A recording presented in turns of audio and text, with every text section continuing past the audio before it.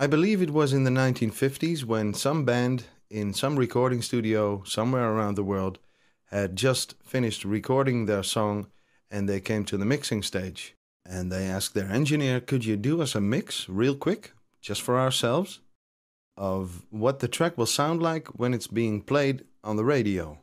And the engineer, he took a moment to think about this. And what he did was he inserted a compressor on the main outputs of the mixing desk. And he told the band, this is what it'll sound like when it's on the radio. And the band was really excited about what they heard.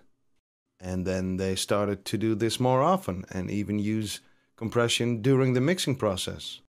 And more people heard of this and started doing it too. So as far as I know the story, this is actually how the whole using compression in the mixing stage started. I never knew this until I read about it in a book a couple of years ago, but what happened to me was when my first record deal landed a long time ago, I was actually working at the mastering house that was supposed to master and cut my first record.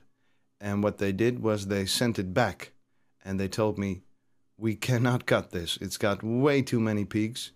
You have to do it again. And this time maybe try and use a compressor on the main outputs. And being the rookie that I was at the time, I'd never heard of this before. But when I actually got to try this, I was completely overwhelmed by the effect this had, the extra energy that this put into the track. So ever since then, what I always do is insert a compressor on the main outputs, and it's off your screen right now. Sorry about that.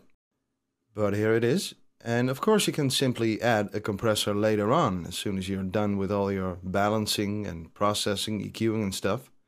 But it will sound different in the end. Because what happens is, if you mix to the compressor, you'll be making all these important decisions like balancing and processing against the sound of the compressor. And that can really make a world of difference. So my advice would be, in this type of music, always insert a compressor on the master before you start your mix.